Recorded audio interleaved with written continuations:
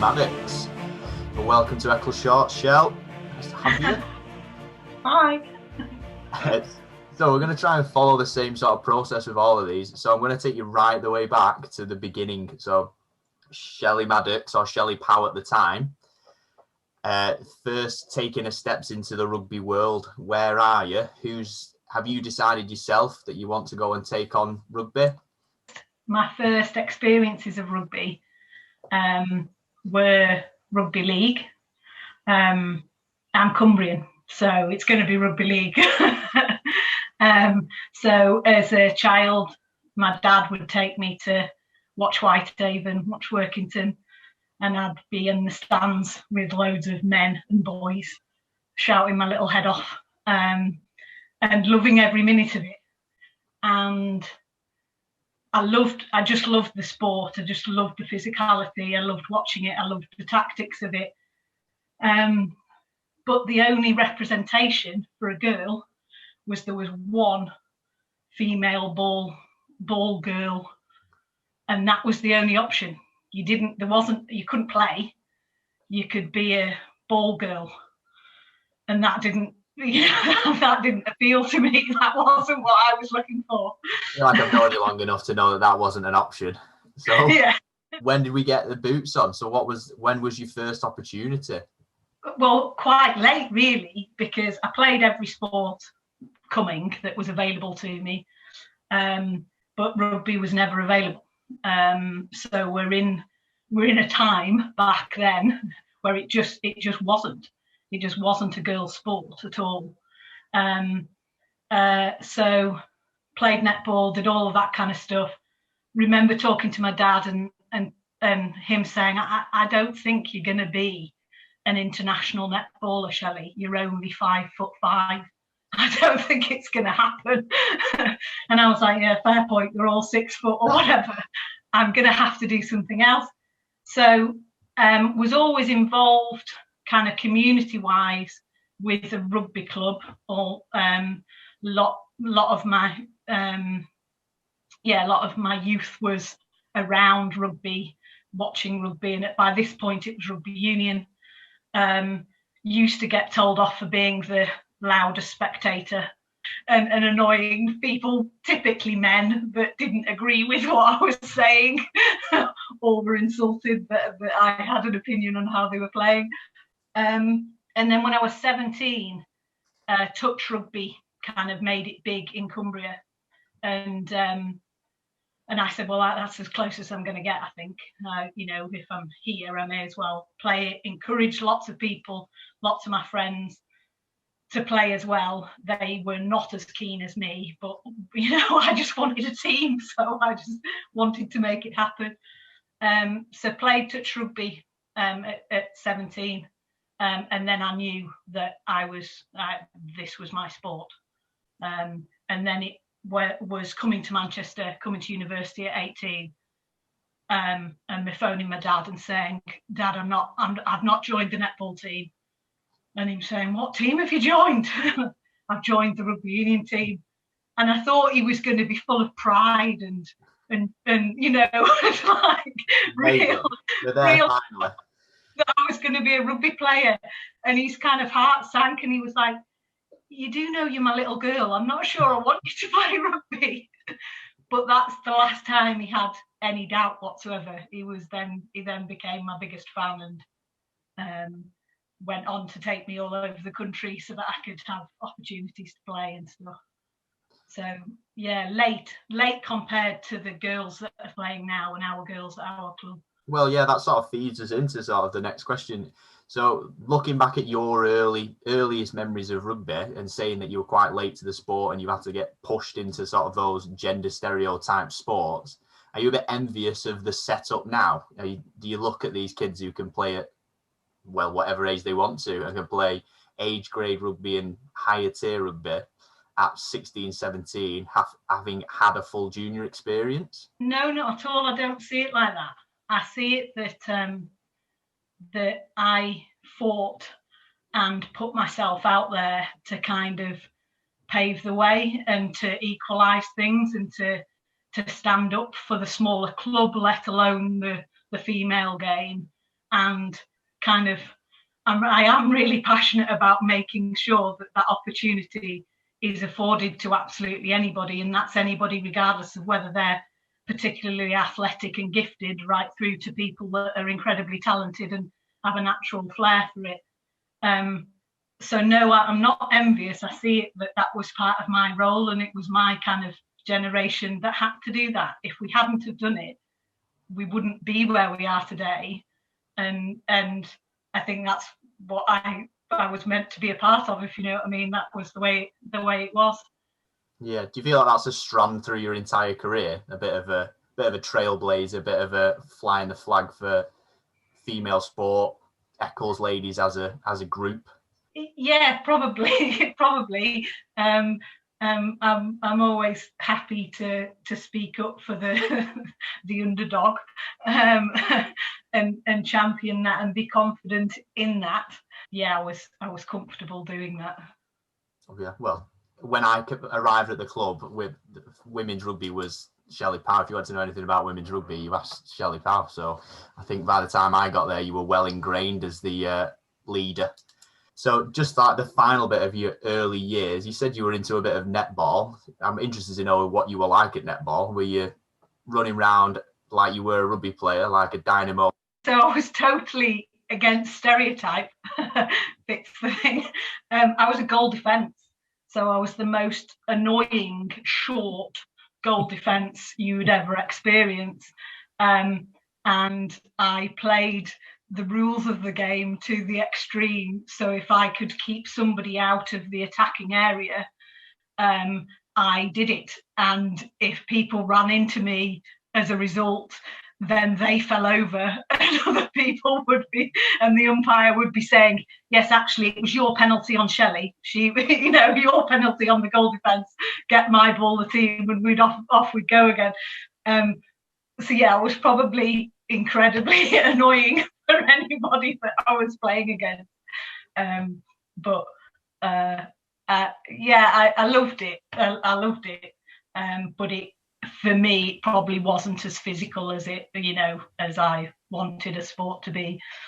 So Shelley, what was your first experience of playing at Eccles then? Who were your first teammates, your first coaches? When we were at university, and kind of all the way through, Salford University's been largely connected to Eccles Ladies. So a lot of the kind of older years, so my teammates at university had started to play at Eccles. They were the very first years of Eccles playing. Teammates were people like Claire and Angie Dean, Angie Reid, Zara, Jane, loads of really, some people that have been back in touch and have come to events that we've been doing, but the kind of foundation of the team was that gang. And then you had people like Jill Brunt, so Andy Brunt's wife. I played with her on the wing. I think I played in her very last game, and she said, I don't think I'll do this again. So yeah, that was way back in 2000 it will have been, because before that I played for Sale, so I didn't come straight to Eccles. So who was coaching the team back then? Would I be right in thinking was Mark Greenhalgh and Mike Ince involved at that point?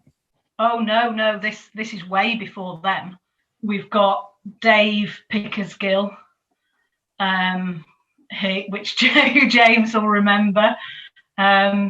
And then I've been trying to work out who the other coach was, and I think he was called Mike.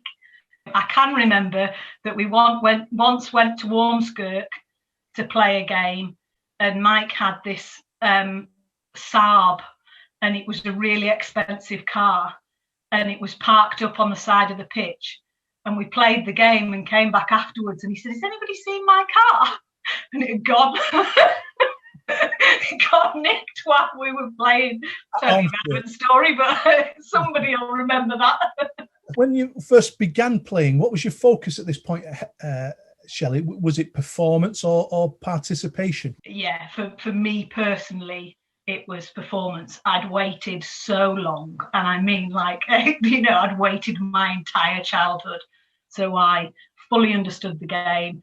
James will know, if somebody tells me how to do something, or if I witness how to do something, I will literally do it like that.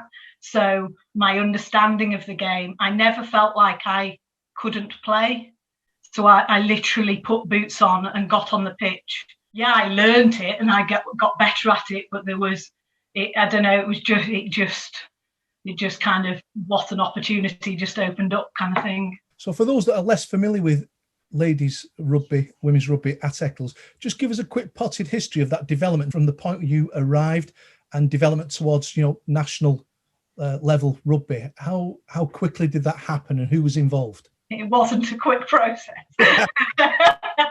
It wasn't quick at all. It speeded up towards the end. So when I first started, like I said, I named some of the people. They were all of a similar age, similar things, you know, going on for them. And unfortunately, as happens with a lot of teams, is because the age range was similar, they all kind of finished at the same time. So then we were left with kind of a core of players where, as a team, participation had to become the priority. So it was about, you know, getting anybody on the field. I can remember having conversations with people and saying, well, if you play on the wing, don't worry, I'll do all of your tackling for you.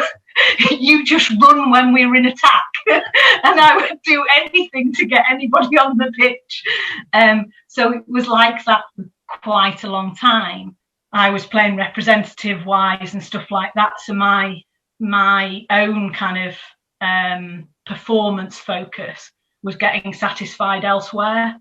So then when I was at the club, I could give 100% to just what we needed as a team and encourage people to play, or possibly persuade people to play that didn't want to, which there'll be lots of people thinking, yeah, you definitely did that.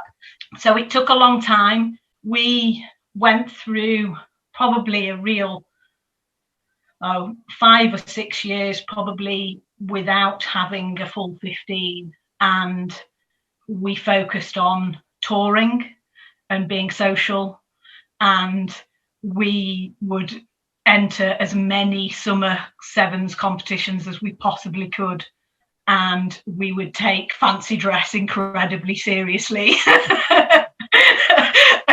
and aim to win that rather than to win the rugby.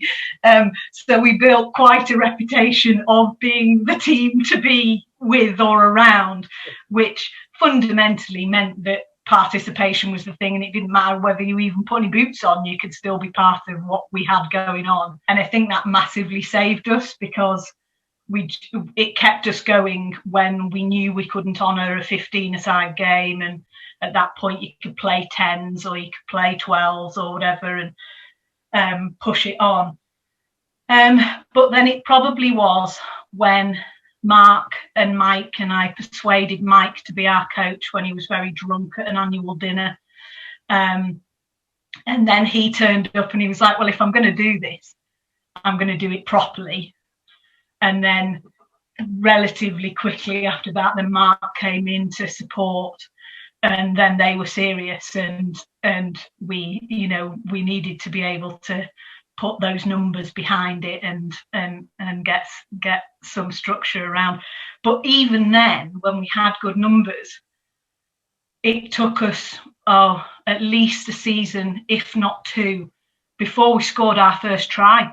And I can remember Mike being so elated when we scored our first try that the whole thing stopped, because none of us knew what to do, because it was such a big thing, because it was proper competition, and we'd worked so hard and slogged, and it was really competitive. Who were your opponents at this time? Can you remember the teams? Where were you travelling to? So fairly locally, I remember the big game where we stepped up a gear, and actually we started to play tactically, and everybody, there was enough people to have subs and all that kind of thing.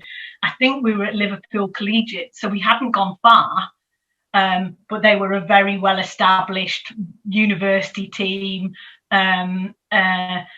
But yeah, those moments, and then we entered a cup competition that was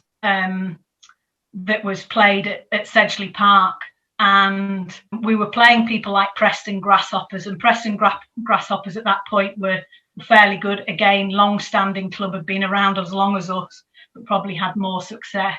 And we got to the competition, and we kind of got we were just going to throw everything at it. We weren't bothered. We weren't expected to win, but we got there and we were in the final. And that was one of the most, the biggest breakthrough games that we had ever played, because we absolutely thrashed them. People were synchronized and knowing what people were doing. It all just came together and we blew them away. And they were in absolute shock because they'd already had T-shirts printed saying winners and all sorts. And, and we were like, no, Eccles is here. We did it. And that was really the momentum. Then after that, we went on and progressed through the leagues. And yeah, so you'd knocked on the door for a short while, and now you'd smashed the door in. You kicked it in, and you were charging around. So you were talking there, Shelley, about touring. What are your favourite playing memories of those tours, of those socials, of the characters that were involved? Well, without wanting to break the what goes on tour stays on tour, in terms of playing memories, we had a tour where we were all Wizard of Oz characters, and the Lion family, which I was part of, decided that we were just going to keep our fancy dress on.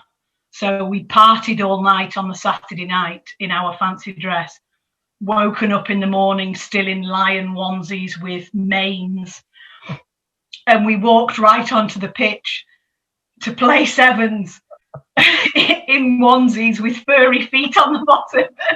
And the referee just said, I think you might have to take off those manes. We can do that. Took the manes off. Yeah, we'll carry on playing like this. People like Sally Morris and Carly Lamb and Lisa Campbell and loads of people that just loved that type of experience. So having said that, let's just swing the other way now. What was your experience of playing for your country? Well, country-wise, I played touch for Great Britain when I was 18. That was pretty amazing. It feels like a surreal thing that happened. I'm glad it was then swapped by full rugby union, because if anybody watches touch at that level, it's all in one lycra outfits, which isn't kind of my thing at all. So that was kind of it in terms of the Great Britain badge. That was that, but it's not equal by any means to doing it from a rugby union perspective. Got as far as North students, went for England trials for students, was met by lots of people at other universities and other clubs that were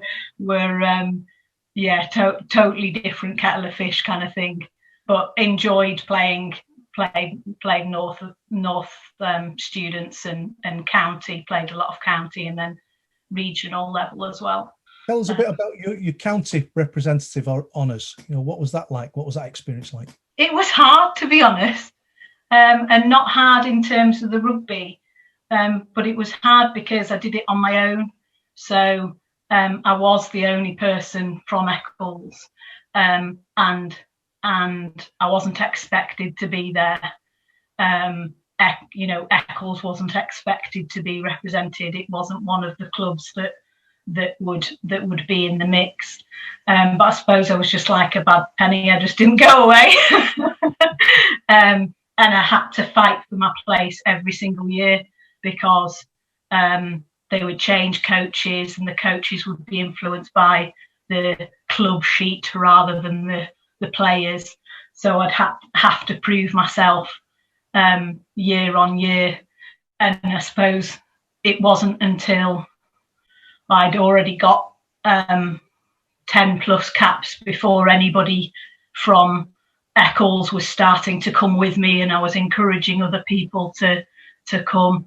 I can remember one coach, we played at Preston Grasshoppers, and I was on the bench. I was listed on the bench, and it was a bit controversial, or I thought it was. You always do, don't you? You feel it unjustified. But new coach, I was listed on the bench, and somebody was ahead of me in the 12 position, and then they didn't turn up.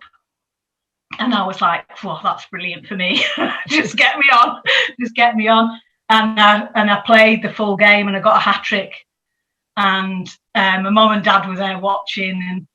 And afterwards, the coach came up and he said, oh, have you got anybody here watching with you? And I said, yeah, my mum and dad are in the clubhouse. Can you introduce me, please, to your mum and dad?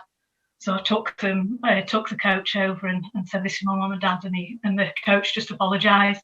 So I'm really sorry for not picking you first.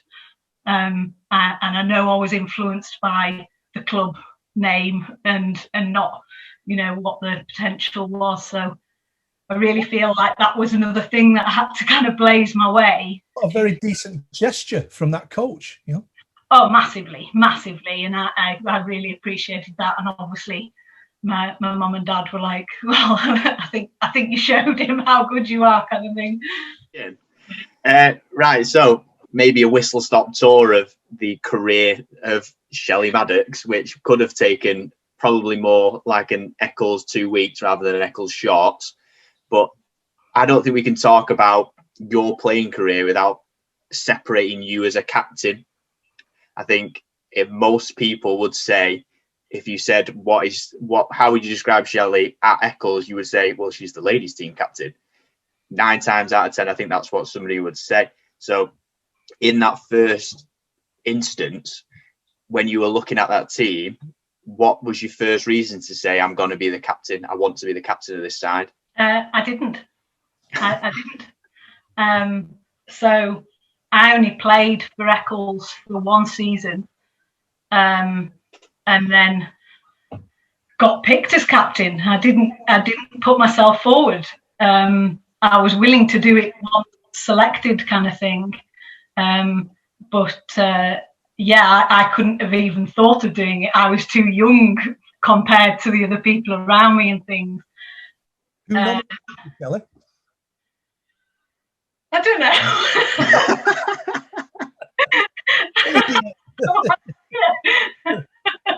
I've no idea. Somebody must have thought it was a good idea. Someone watching this film now feeling very upset. They didn't get mentioned. Yeah. So no, I've in most teams that I've played in, I've ended up being in a leadership role of some sort. And unfortunately for some people, they've only ever known me as a captain, which I feel for them because they never had another chance with somebody else. But I think that being a captain comes from the team that you've got and what their wants are and what their needs are. So I'm grateful for the fact that somebody, put me forward into that. So do you think that they spotted characteristics in you? So do you think because obviously I didn't know you at that point, but I know the captain that you were later on in your career. Were you that captain from day dot? Were you that performance-driven captain from day dot, or did you mature into that role? I think performance was everything. So, like I say, it didn't really dawn on me that I didn't have the years of experience or that kind of exposure. I just wanted to play, so I gave everything every single time. So I think if anything, it was just the case that well, if we're going to follow somebody and do as somebody's doing, then let's follow her, because she's putting everything on the line. And so I suppose it was that. You know, I always find it funny because I'm quite a quiet player. It wasn't until the latter period of my career that I had to use my voice, because you slow down and you have different, you find you need different skill sets. But actually, for the majority of my career, I was quite a quiet player. So it was very much from demonstration and, doing that I would lead. Okay, so do you think, when obviously we talked about the start where we was just dragging people in and getting the team, you were still captain when you were probably in that performance section where we had our most successful period as a ladies section. So do you think being a captain changed at that point? Was there a shift? No, I think fundamentally, I think I was the same captain. I found it easier when people joined me at the same level of commitment and dedication and passion. So I didn't have to say to people, I didn't have to persuade people to play. People wanted to play. I didn't have to say, well, I'll play in that position instead of you. You can play in your preferred position. It all just kind of came together, and I felt like I was surrounded by like-minded people. So the performance got easier for me because I didn't have to do as much to kind of fill in gaps. I could be the captain and we could do, play to a strategy, and I could play to my performance, trusting and knowing that other people were playing to the best of their ability as well. And I suppose so it kind of, the competition level got higher, but it got easier for me because it was shared out more equally, I suppose. Yeah, so who was in that sort of leadership group that supported you? Massively, all the way through the difficult times. Kath Wilkinson was huge, and was a lot of the times she was the social lead. She was the one where would just pull us together and we'd go on tour and everything would be organised and stuff like that. So she was absolutely fundamental. And then as we got to kind of performance side of things, she was still with me and with us, and got to experience some of that, which was brilliant because she'd worked so hard in all of those previous years. Singing on all of the socials and keeping us all going, kind of thing. Other characters, you've got people like Nikki Broom, and everything that she gave to the sport kind of again came into it much later. Used to serve us at the bar, and then we eventually persuaded her to come and play, and she was like an awesome impact player.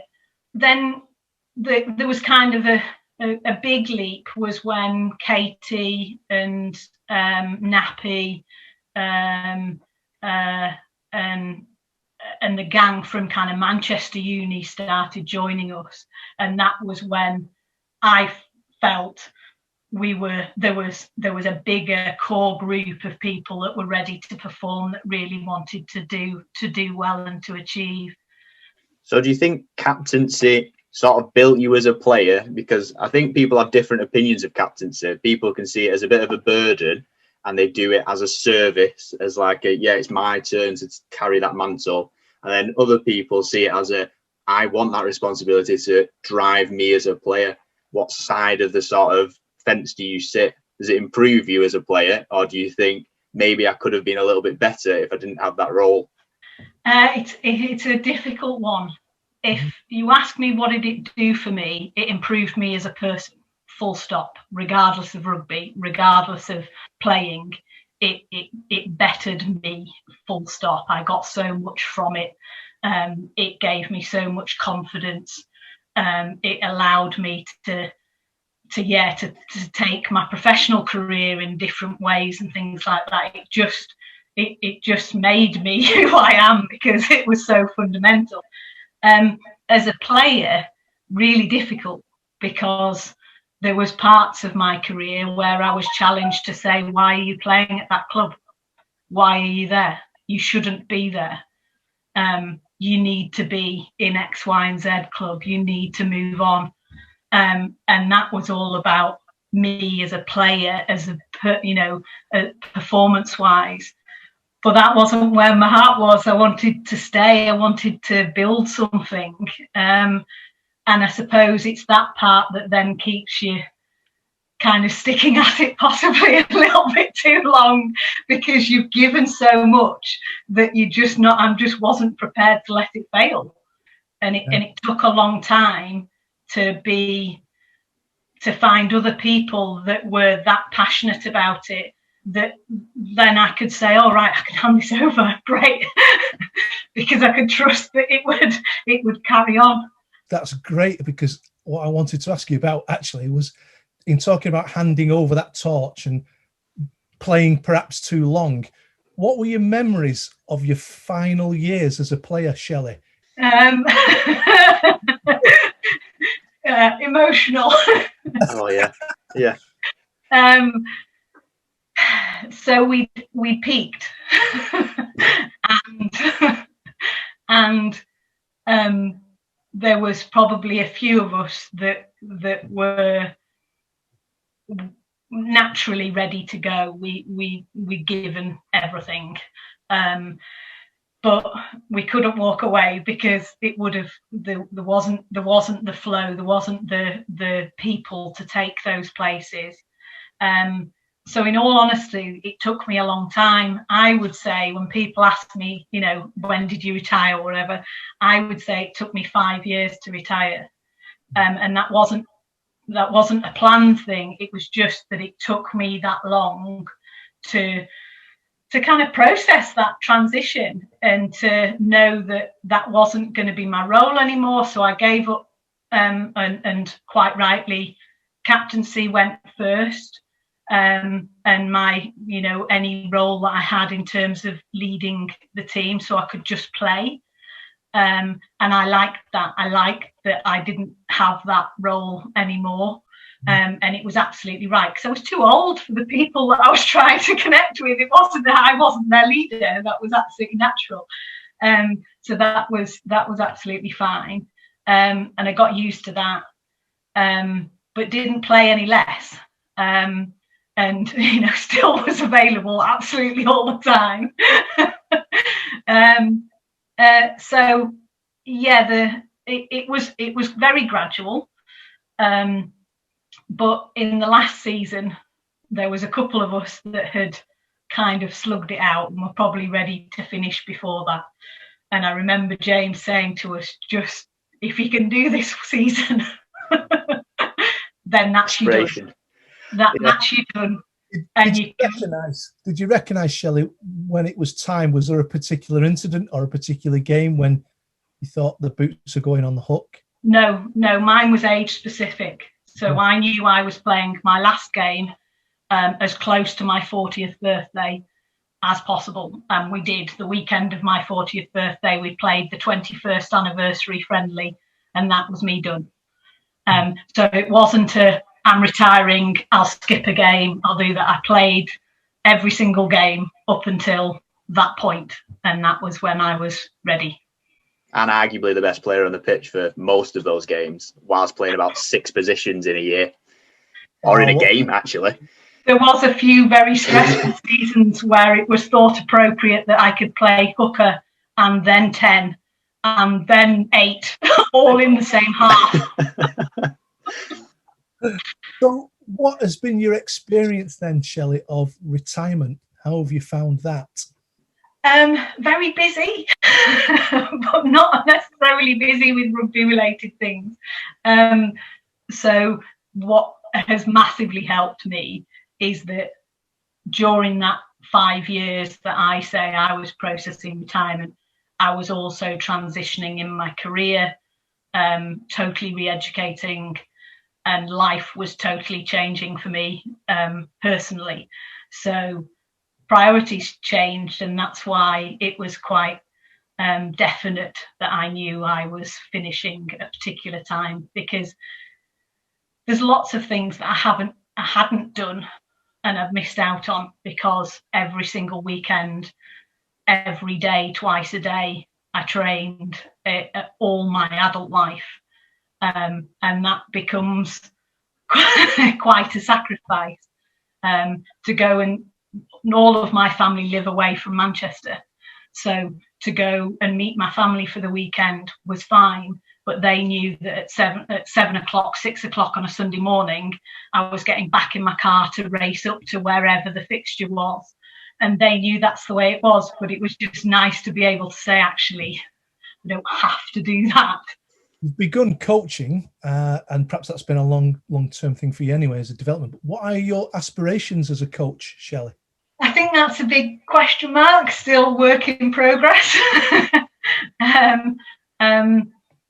I see my contribution probably now quite differently than I originally had envisaged coaching.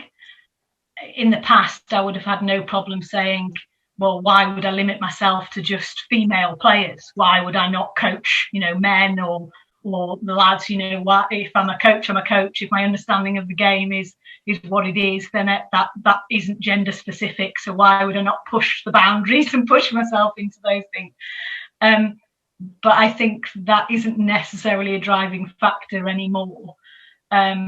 It's more about kind of what I can offer in nurturing and supporting players as they come through, thinking about more than just the performance side of things that dedicated my game so much, but actually about what else you get from playing, and all the things that it gave me that I maybe took for granted, but I can reflect back now and say, but I'm so much more of a confident person because of rugby and all of those things that I see in some of the youngsters that are coming through now, that they maybe need that support and that reassurance that they can grow and, develop and get everything from the game, not just the sporting side of things. So I think that probably has changed.